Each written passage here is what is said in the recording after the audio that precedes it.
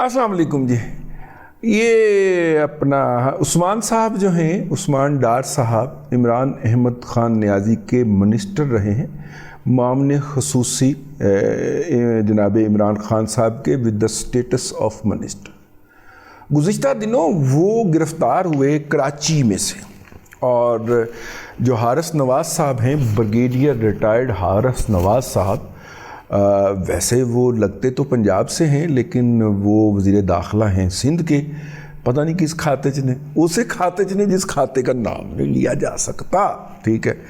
तो वैसे वो टीवी के ऊपर तजिया निगार बन के बैठे होते हैं, हमारे प्रोग्राम में भी तशरीफ़ लाते हैं कभी कभी। तो उन्होंने उनकी गिरफ़्तारी की कराची में से तस्दीक की थी और कहा था कि उनको अदारों ने गिरफ़्तार किया। अदारों में गिरफ़्तार किया है तो सर, मैं सर अजय तक ये वो जो सर आपने तशद्दुद किया हुआ है ना, पेट के टांके अपनी जगह पे, ये बाजू यहाँ से ऊपर नहीं जाता सर, वो बड़ी थेरापी शरापी कराई है, वो मसल वसल अंदर से हो गए सर। इसलिए सर वो सलूट के अंदर ज़रा कोई रुकावट आ जाए ना सर, तो वो माफ़ी फरमा दीजिएगा सर, ऐसा तो उत्ते हाथ नहीं जाता सर, और वो भी आहिस्ता आहिस्ता जाना पड़ता, दर्द होती है। और सर्दियां आ गई, अब तो दर्द जाग पड़ेंगी, आप बड़े याद आएंगे सर सर जी बड़े याद आएंगे आप, दर्दें उठते बैठते जब होंगी सर ठंड के अंदर। मैं तो वैसे भी पसीना पसंद करने वाला आदमी हूँ, हाँ, तबीयत ही कुछ बलगमी किस्म की पाई है बुज़ुर्गों के बायस इनहेरिटेंस है तो। लेकिन ये है कि सर्दियों में जब हफ्ता 15 दिन बड़ी शदीद सर्दी पड़ती है तो फिर एक एक दर्द जागती है सर, एक एक जोड़ की दर्द जागती है, ठीक है। इसलिए सलूट, डाटे ने सलूट मार के लंघना चाहिए सर, गरीब से आदमी है नहीं, वो गाल लंबी हो गई सर, भाई ज़रा शुगल है। हाँ, तो वो जनाब अल्लाह आपका भला करे, उस्मान साहब जो हैं वो 4 माह के बाद जो हैं वो मंजर आम के ऊपर आए। इससे पहले आर्टिफिशियल इंटेलिजेंस के ज़रिए उनकी और उनके भाई उमर डार साहब जो हैं, उन दोनों की तस्वीर सोशल मीडिया में जारी की गई, जिसके अंदर उनके सफ़ेद बाल दिखाए गए हैं, बुरा हाल और बांके दिहाड़े। लेकिन अपना अदाकार शाहिद, अपने वक्त के सुपरस्टार, उनके साहबजादे कामरान शाहिद साहब जो हैं वो उनके घर पे तशरीफ़ लाए, बड़ा ड्रामा किया कामरान साहब ने, और वो घर में उन्होंने उनका इंटरव्यू किया, और वो इंटरव्यू आप सुन सकते हैं, और उसके ऊपर बहुत ज़्यादा व्लॉग भी आ चुके हुए हैं, और जिसके अंदर उस्मान डार साहब ने बताया कि मैं ये जो 9 मई को हुआ है दिल से उसके साथ नहीं था। हालांकि उनके बेशुमार ऐसे वीडियो क्लिप जो हैं वो सोशल मीडिया के ऊपर मौजूद हैं, जिसके अंदर 9 मई के शर्पसंदों को वो उभार रहे हैं और उन्हें कह रहे हैं कि पूरा सियालकोट घरों में ना बैठे और बाहर निकल आए।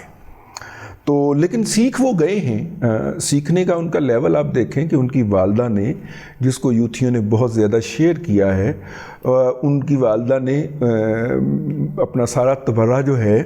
वो किया है ख्वाजा आसफ़ के ऊपर। खाला जी, वो ख्वाजा आसफ़ तक की कसूर है, वो न 3 में न 13 में न टोकरी के बेरों में, वो बेचारा सिर्फ कुरेले गोश्त खाने वाली पार्टी है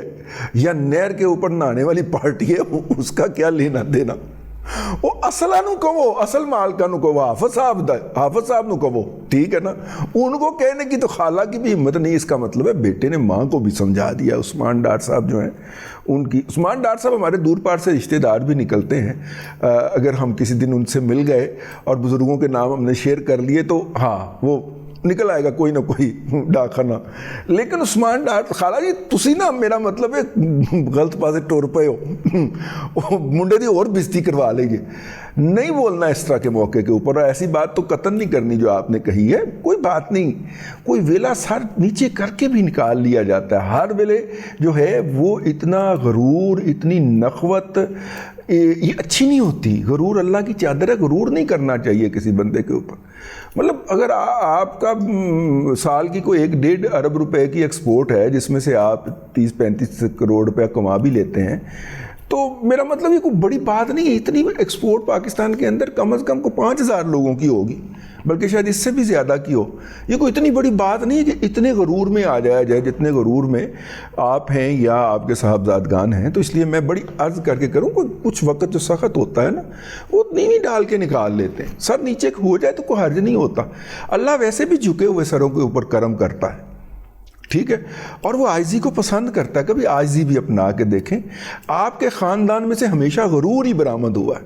اور غرور کے اوپر میرے رب نے لعنت فرمائی ہوئی، ٹھیک ہے نا۔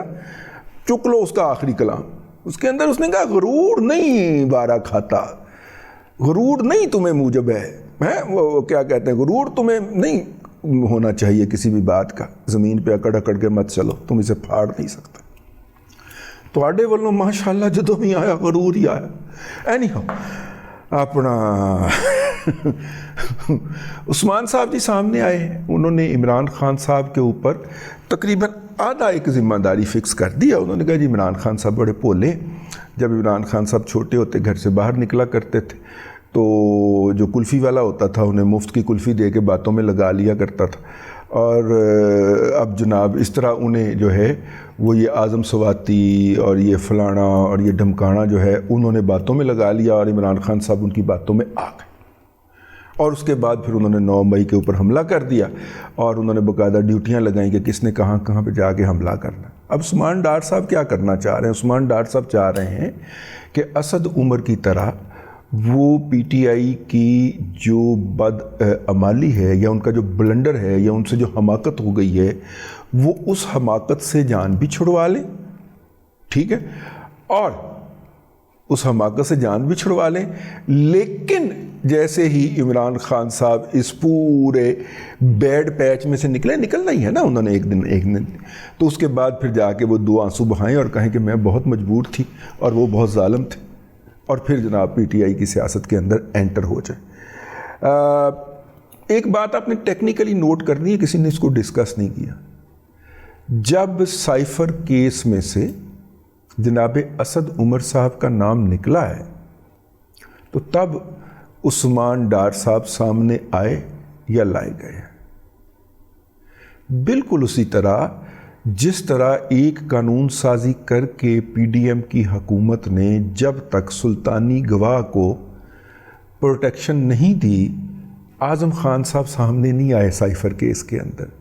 جب وہ پروٹیکشن دے دی، قانون پاس ہو گیا،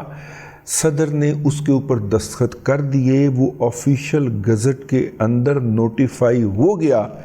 تو پھر ہمیں ایک تصویر جاری کی گئی، ظاہر ہے وہی جاری کرتے ہیں کہ جناب اعظم خان صاحب نے جا کے بیان ریکارڈ کروا دیا ہے 161 کا اور 164 کا، پھر ہمیں اور آپ کو وہ تصویر یا ویڈیو جاری کی گئی، لیکن وہاں پہ کسی میڈیا والے کو آنے کی اجازت نہیں تھی، یہ ایگریمنٹ کا یا ڈیل کا حصہ تھا، ورنہ تو میرا مطلب ہے اعظم خان کو اگر صرف ایک اعزاز سید ہی ٹکر جاتا تو اس کی تو آتما رول گئی تھی نا،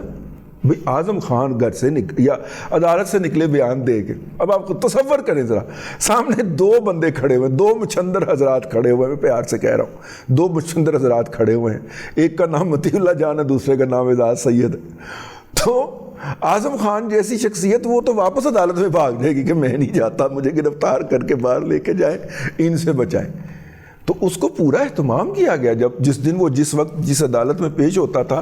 وہاں پہ بھنک بھی نہیں پڑھنے دی جاتی تھی، صرف تصویر اور یا چھوٹی سی ویڈیو جاری کر دی جاتی تھی کہ وہ آئے اور انہوں نے بیان ریکارڈ کروایا اور چلے گئے، لیکن اعظم خان صاحب کے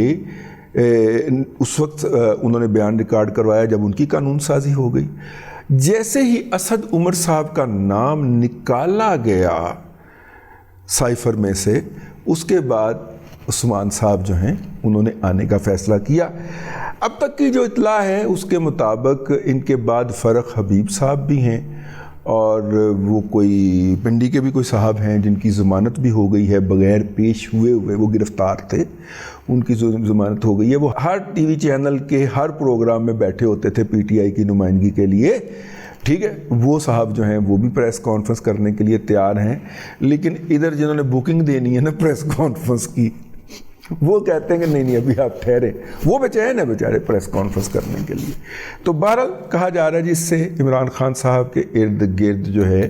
وہ دائرہ جو ہے وہ رسہ جو ہے وہ مزید سخت ہو گیا۔ میں اس سے اختلاف کرتا ہوں۔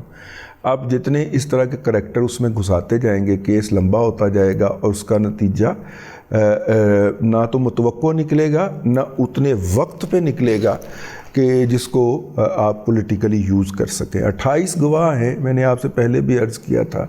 کہ 28 گواہ ہیں، ڈے ٹو ڈے ہیئرنگ بھی کریں تو 2 مہینے لگتے ہیں اس کے اندر، جبکہ قانون کے اندر لکھا ہوا ہے کہ 30 دن کے اندر اندر فیصلہ ہو جانا چاہیے۔ تو 28 گواہ ہیں، پھر ان گواہوں کے اوپر جرا ہے استغاثہ کی طرف سے بھی اور ملزم کی طرف سے بھی، اور پھر جناب اس کے بعد یہ تو اس کی ہیئرنگ مکمل ہوتے ہوتے ہی 1-2 سال لگ جانے ہیں۔ تو یہ تو کیس تو گئے ہو، اب کوئی صاحب نیا کیس بنائے۔ بہرحال جی عثمان ڈار صاحب کی آمد جو تھی اس کا اچھا کریڈٹ کلیم کر لیا۔ اب امید ہے کہ اگلی دفعہ جب حافظ صاحب لاہور تشریف لائیں گے اور میاں عامر صاحب جو ہیں وہ پہلی صف میں جا کے بیٹھیں گے